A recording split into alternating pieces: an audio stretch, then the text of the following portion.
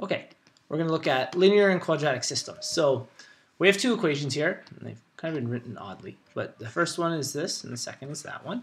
And we happen to have the f at x on the right side of the equation, but it's still equal to a function. It technically doesn't matter. It's just unorthodox to write it this way. And our function here, this is a quadratic function. Our x is to the power of 2, and it's technically in vertex form. This is a linear function. Our x is to the power of 1. The f at x is on the natural side, one we're used to. And what's really good about this is they both set each other equal to f at x, so you can almost think of them as set equal to y. And if we're going to use substitution to solve this linear and quadratic system, because we want to find out the points of intersection, we don't have to do any isolating ourselves. We can essentially plug this part of the equation in for this part of the equation, or vice versa. Okay, so no really rearranging the equation. That works out really nicely. So let's start this up again. So we get 9 over 1,000 times x minus 2 squared minus a half is equal to, and here's what we're replacing the f at x with over here. So I'll even write it in red so we can tell. 4x minus 7 over 10. Great. So what's good about this is we're left with just an x and no f at x, or y, you would call it also. So our goal here is to get our x's by themselves. Okay, and so what I'm going to do here is I'm going to keep this is all technically kind of connected to the x, so I'm going to move this x to this side of the equation and our constant term 1/2 or negative half to the other side, and we'll see if this will help us. 9 over 1,000 times x minus 2 squared minus 1 over 4x is equal to, plus 1 over 4x. I moved this to the other side of the equation. And this becomes, I'm going to change the writing to 5 over 10. It becomes positive because it was negative on this side, minus 7 over 10.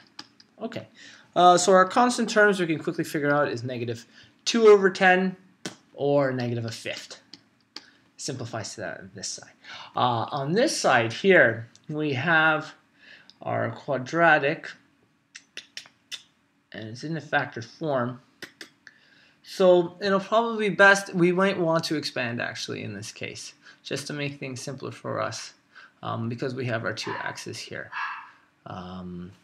Since I couldn't personally see a way to quickly factor out here, I'm going to expand our two sets of brackets here. So we have 9 over 1,000. Okay, and this here will become x squared minus 4x plus 4. Does that make sense to you? Okay. And then we have plus 1/4 x. Now we'll have to distribute this 9 over 1,000, which will probably make things somewhat tricky. We'll get 9x squared over 1,000 minus 436x over 1,000 plus 36 over 1,000. And can I turn that quickly into 1,000? What do I need to multiply by? 250? I think that's right. So that would become plus 250x over 1,000. Right? And that's still all equal to 1 over 5. I could technically put that, and maybe I will. I'll put that over 1,000, and what we can do is get rid of all our fractions. It's probably a really good move. To turn that into 1,000, I need to multiply by 200, right? So this should become negative 200 over 1,000. Is this making sense so far? So the reason I did this is because now I can just quickly multiply everything in this equation by 1,000, and it essentially eliminates our denominator on all the fractions. So now our equation reads 9x squared minus 36x, hopefully it doesn't die on me, plus 36 plus 250x is equal to negative 200. This might be a lot simpler for us to work with now that the fraction is gone. We'll combine our two like terms. We'll get 9x squared plus 200 and, what is it, 14? Yeah, I think we get 214x plus 36 is equal to negative 200. I'll bring the 200 over, so we get 9x squared plus x. When I bring the 200 over, it'll be like adding. So we get plus 236 is equal to 0. Okay so far? Okay. What I've done now is I've built a trinomial. And I might be able to go through all the factors, but it's probably much quicker if I use the quadratic formula. So our quadratic formula, this would be an ugly one to work. Do you have a calculator handy? I'll get you to kind of help us along as we go here, okay? From here, we're going to do our negative b. So our quadratic formula is our negative b. So here's our b value. So we'll have negative 214 plus or minus square root. And this is all equal to x. That's very annoying. Then we get b squared, so 214 squared minus 4 times 9 times 236. And are you okay with using the quadratic formula? This is simple enough. So instead of working this all out, what I'm going to do is I'm going to quickly jump to what our two answers would be at this point. Okay?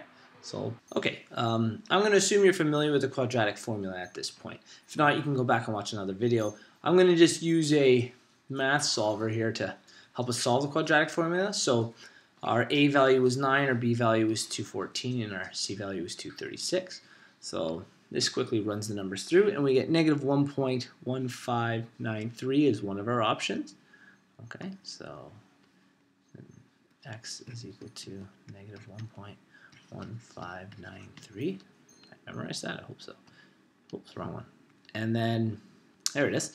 And then negative 22.618 equals negative 22.618. Excellent. Okay, so those two values need to be plugged back into either our first equation or second equation, and we plug them in for x. Looking at the two, since this is a quadratic and the second one is linear, it's probably much easier to plug everything into the linear equation here. So we're going to plug everything into our linear equation. So we'll get our linear equation here and plug our values in, negative 1 over 4x minus 10. So I shouldn't say f, I should say g, because it technically should have a different function. Okay, so we'll call the linear one g. G at negative 1.1593 is equal to negative 1/4 times negative 1.1593 minus 7 over 10. I think that's the right equation. Yep, and then we repeat it. G again, negative 22.618 is equal to negative 1/4, negative 22.618 minus 7 over 10. Okay, so we just kind of got to equate those two, because these are the x values, to figure out what their corresponding y values are. So the first one being negative 1.1593, what's the y value? And the second intersection point, negative 22.618, what's that y value? So again, at this point, I'm going to assume that you can kind of carry out a simple BEDMAS and algebra to this. So what I'm going to do is I'm going to show you, I've plotted the two functions on a graph, our red one being our quadratic and our blue one being our linear, and these are our y values, 4.955, and our other y value being negative 0.41. Sorry, I don't know why I was much trouble reading that.